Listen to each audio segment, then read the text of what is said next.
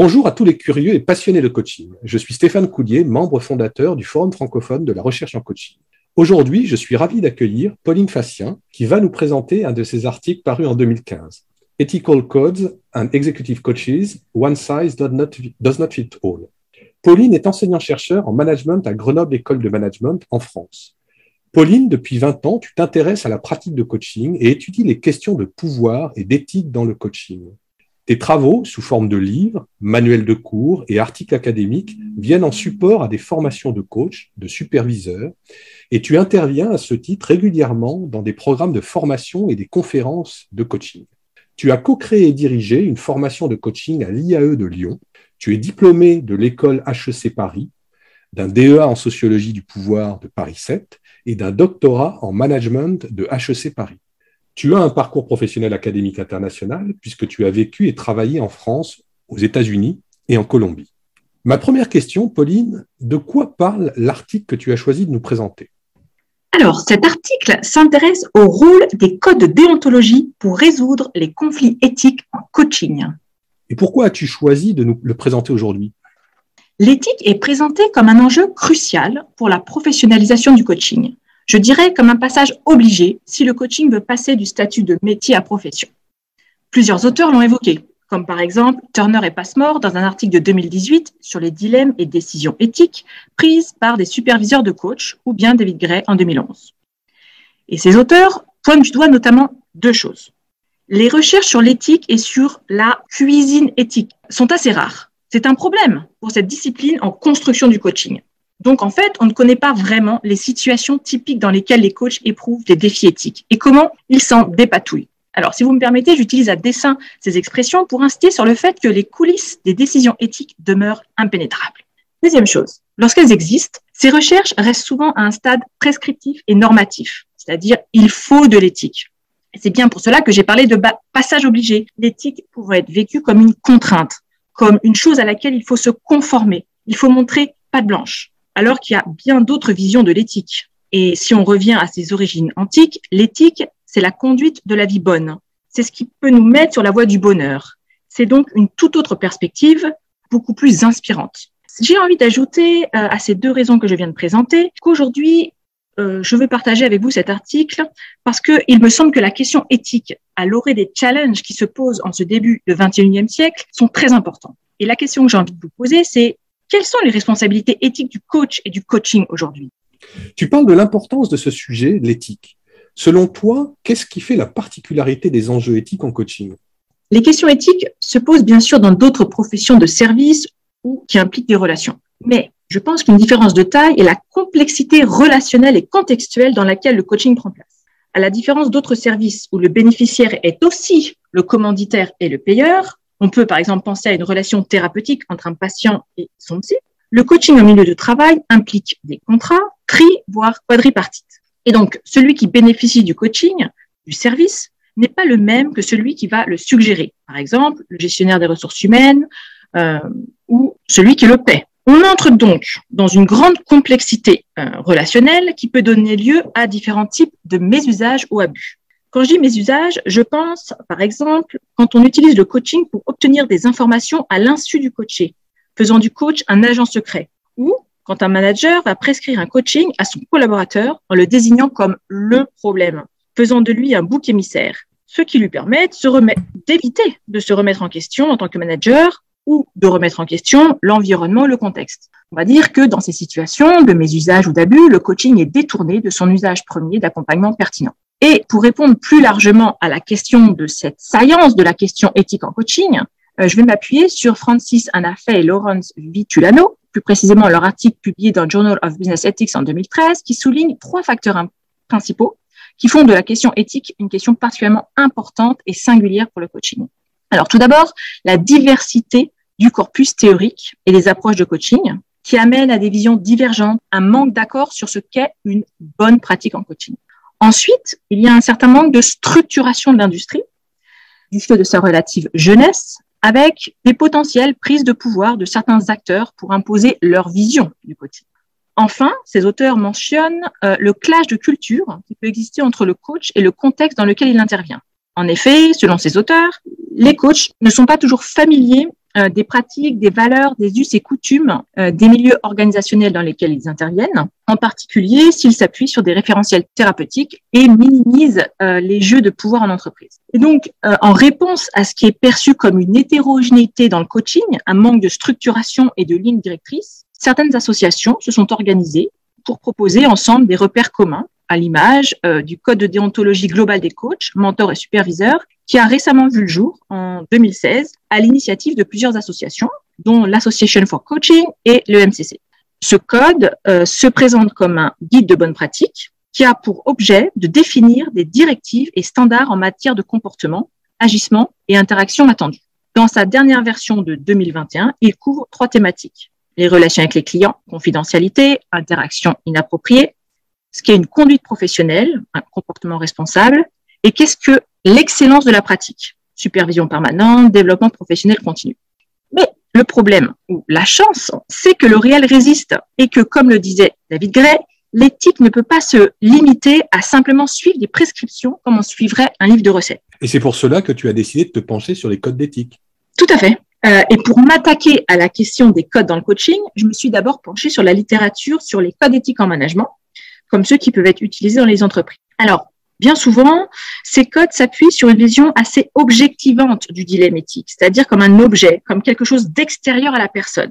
J'ai envie d'utiliser l'image du code du mastermind, tu sais, que l'on doit déchiffrer, ces petits champignons de couleur qu'il faut découvrir. Dit autrement, cette vision suggère que le dilemme éthique est un problème et que face à celui-ci, un code d'éthique permet de trouver la solution. Oui, c'est tout à fait ça. Et face à cette vision de l'éthique, je soulève 2 critiques fondamentales. Cette vision objectivante a tendance à survaloriser la dimension rationnelle, à présenter la prise de décision comme un processus qui va suivre des étapes avec des critères très rationnels.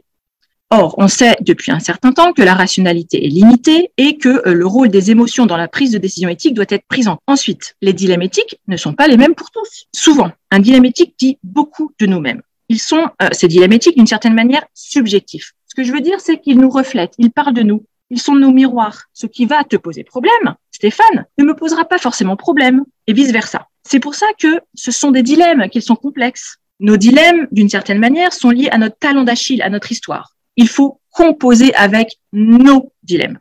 Et donc, c'est fort de ces limites que j'ai décidé de me pencher sur les limites que les coachs éprouvaient dans le recours au code de déontologie pour résoudre les conflits éthiques. Merci Pauline, c'est très intéressant. Et comment as-tu conduit ton étude ? Alors, j'ai collaboré avec 2 associations de coachs, l'ICF France et la Société française de coaching. Et donc, j'ai mené une étude par entretien en rencontrant pour cette étude-ci 27 coachs. Je leur ai demandé de partager avec moi une situation critique. J'ai utilisé ce qu'on appelle la technique de l'incident critique tiré des travaux de Flanagan, c'est-à-dire qu'ils ont partagé avec moi une situation dans laquelle ils étaient bloqués. Ils ne pouvaient pas agir selon des normes habituelles ou professionnelles conformément à ce qu'ils avaient appris en formation, à ce que recommanderait leur association de coach.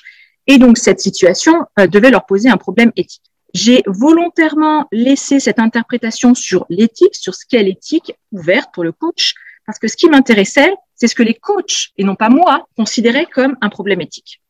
J'ai ensuite procédé à une analyse thématique de contenu des entretiens, en regardant notamment quel type de situation posait problème aux coachs, quels critères ils utilisaient pour définir un dilemme comme éthique, et les leviers qu'ils mobilisaient pour y répondre. Et donc, pour cet article plus précisément, j'ai regardé la manière dont les coachs mobilisaient les codes de déontologie pour résoudre leurs problèmes éthiques, et je me suis penchée sur les limites au recours aux codes tels que ces coachs les identifiaient. Et donc, quels sont les résultats de cette étude ? Nous avons mis en évidence, avec mon co-auteur Jean Nizet, 3 grands types de limites exprimées par les coachs. Alors, premièrement, le code n'est pas pertinent pour la situation en jeu, c'est-à-dire qu'il ne fait pas autorité auprès du client, ou la situation relève d'un problème non pas déontologique, mais éthique, selon le coach. Deuxième limite, le code a des limites, il est trop rationnel, il est timoré. Et troisième limite de ces codes, le code s'oppose, ou on pourrait dire presque paradoxalement, à l'éthique du coach. J'ai envie de t'interroger sur la première catégorie où sont parfois opposés éthique et déontologie. Peux-tu nous donner un exemple pour clarifier cette distinction ?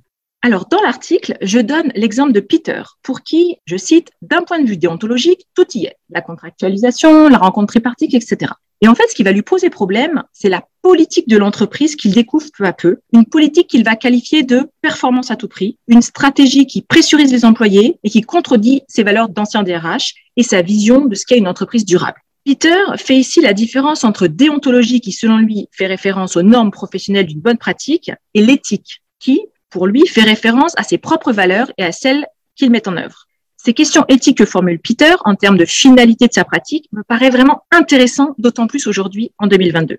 Cette situation de Peter permet de poser la question de l'alignement des valeurs entre le coach et celle du système dans lequel il travaille. Et dans quelle mesure il doit y avoir congruence. Par exemple, est-ce que je vais accepter de travailler dans une entreprise qui fabrique des cigarettes, de la colle? Est-ce que j'accepte de coacher un client dont les idées politiques, religieuses sont totalement antagonistes aux miennes? Et donc, en fait, dans mes entretiens, j'ai rencontré tous ces cas de figure. Quand j'ai réalisé l'entretien, c'était il y a maintenant 10 ans, je pense que les coachs partaient de cette hypothèse d'une certaine position neutre et apolitique que le coach devait maintenir. Ils disaient que le coach n'était pas le lieu du militantisme. J'ai envie de poser la question, est-ce la même chose aujourd'hui en 2022 où tant les coachs que certaines associations de coachs semblent beaucoup plus engagés et finalement questionnent les valeurs que le coaching sert? Si l'on revient au code de déontologie globale, il y a toute une section sur le comportement responsable. C'est vraiment intéressant, je trouve. On va, par exemple, demander aux coachs de respecter, je cite, les politiques et directives de leurs organisations en matière d'inclusion, de diversité, de responsabilité sociale et de lutte contre le changement climatique. On encourage aussi les coachs à prendre, je cite, part à des activités de développement professionnel qui participent du renforcement de leur propre sensibilisation à l'inclusion, la diversité, l'usage de la technologie et aux plus récentes évolutions des attentes sociales et environnementales. Donc, il semble que cette frontière que Peter percevait en 2011 entre déontologie et éthique, déontologie réservée au cadrage de l'action en conformité avec les standards tels que décrits dans les codes, et l'éthique, cette vie bonne, le bon choix dans le sens qui œuvre au bien commun, soit vraiment de plus en plus ténue. Je comprends donc que les codes ont évolué avec leur temps. Quelles autres évolutions recommanderais-tu? Alors, je pense que les codes sont un point de départ et non pas d'arrivée. Tant les associations que les coachs doivent les voir comme un support de réflexivité qui me semble indispensable, cette réflexivité dans l'éthique. Ce serait ma première recommandation. Comme je l'ai dit, on ne rencontre pas un dilemme par hasard. Il vient nous chercher là où ça fait mal. Et je pense que bien souvent, le dilemme ne doit pas être considéré comme une faute, comme une erreur, mais si possible, comme un symptôme ou un miroir. C'est-à-dire qu'il va être un révélateur. Il nous dit quelque chose de nous, de l'entreprise, du système client. Et c'est grâce à la réflexivité sur soi ou sur le contexte que l'on peut comprendre ce qu'il vient dire. Donc, les codes devraient intégrer et encourager cette réflexivité. Cette recommandation que je suis en train de faire s'appuie sur la troisième catégorie de limites que nous avons identifiée dans notre recherche par rapport aux codes, c'est-à-dire que les coachs disent avoir besoin de se reconnaître dans les codes, qui ne soient pas trop génériques et qui ne dispensent pas de parler. Quoi d'autre? Je ferai une seconde recommandation qui serait d'intégrer les émotions et le corps dans les codes. Ici, on retrouve la deuxième catégorie de limite au code. Il pourrait inciter le coach à appréhender la décision éthique comme une décision plus globale, holistique, un mélange subtil entre le cognitif, la raison, les émotions, le corps. Qu'entends-tu par intégrer les émotions et le corps dans les codes? Je veux dire que les codes pourraient nous inciter à réfléchir à l'alignement tête, cœur et corps quand on prend une décision éthique. Qu'est-ce que mes sensations corporelles me disent quand j'envisage telle ou telle solution? Donc, il s'agit, selon moi, de rééquilibrer le poids de nos sens dans les prises de décision éthiques et les codes pourraient nous y encourager. Merci Pauline pour ce résumé très clair de ton article. J'aimerais te poser quelques questions. Dans ton article, tu sembles proposer une vision assez critique de l'utilité des codes d'éthique en coaching. Ne penses-tu pas qu'ils peuvent avoir un rôle prescriptif utile pour des jeunes coachs, notamment qui font leur gamme? Oui, en effet, les codes sont un point de référence très important, que ce soit pour les jeunes coachs, les prescripteurs novices ou des contextes moins matures par rapport au recours au coaching. Les utilisateurs que j'ai pu rencontrer qui évoluent dans des industries naissantes du coaching soulignent la valeur des codes proposés par les associations qui font vraiment référence dans des pays où la maturité du coaching est faible. Cela va permettre d'éviter des phénomènes de lobbying ou de dérives sectaires. Je dirais que c'est un petit peu comme tout, il faut savoir utiliser les outils à bon escient. Dans ton article, tu proposes l'assertion suivante. Dis-moi quel est ton dilemme et je te dirai où tu en es de ta maturité éthique. Peux-tu nous en dire plus? Eh bien, c'est un petit peu lié au point précédent et je vais le prolonger ici. Là, je pense à un coach interviewé qui me disait « Aujourd'hui, cette situation ne me poserait plus problème, car sûrement, oui, avec l'expérience, il saurait prévenir ou réagir. Nos types de dilemmes et nos réponses sont potentiellement des indicateurs de notre maturité éthique. » Pour reprendre un terme, une expression de Carol Aishaw, un indicateur de notre manière d'aborder l'éthique. Leur idée à ces auteurs est que, avec le temps, l'éthique va s'intérioriser. Elle passe d'un impératif extérieur, appliqué à la lettre en suivant un code, à une émanence personnelle. Mais ces auteurs insistent sur le fait que l'éthique, les questions qu'on se pose, évoluent avec le temps, peut-être se complexifient. Mais elles ne diminuent pas. C'est l'un des enseignements très intéressants de la recherche de Maria Biquet, qui montre que le nombre de défis éthiques augmente avec l'expérience. Plusieurs interprétations possibles à ces résultats de recherche de Maria. Les coachs avec expérience, dans son étude ces 10 ans, sont finalement plus à même de repérer et labelliser les défis éthiques. Ou alors, ils sont plus à l'aise pour reconnaître qu'ils font face à des situations complexes. Enfin, on peut dire aussi qu'ils peuvent avoir une conscience accrue de ce qu'est l'éthique. L'éthique, finalement, est-ce que c'est ce phénomène restreint lié à des problèmes qui se veulent occasionnels comme un accident de parcours? Ou est-ce que l'éthique est un principe directeur de la vie comme une feuille de route? Intéressant, en effet. J'aimerais te poser une dernière question et te demander comment tu souhaites conclure cette discussion. Quel est le rôle éthique du coach aujourd'hui?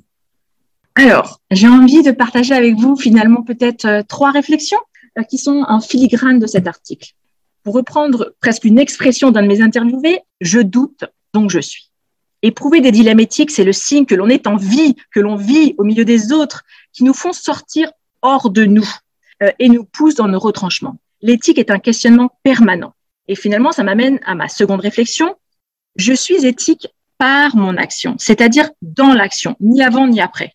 Ainsi, je m'oppose un petit peu aux visions matérialistes de l'éthique, comme si l'éthique était une question d'avoir. On a une éthique et non, on est une éthique. Je préfère finalement cette seconde vision de l'être. L'éthique est un pari sans cesse renouvelé et mis à l'épreuve dans l'action.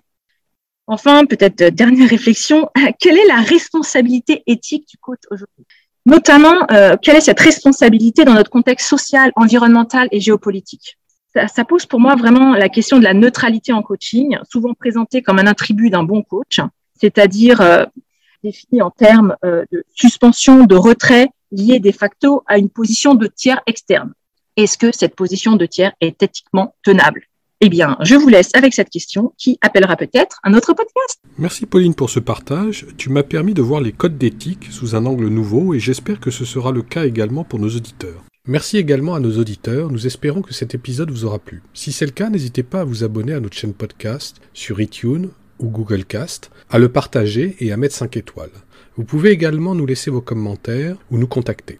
Nous nous ferons un plaisir de vous répondre. Au nom de toute l'équipe du Forum francophone de la recherche en coaching, à bientôt pour continuer à repousser les frontières entre la recherche en coaching et ses aspects pratiques sur le métier de coach.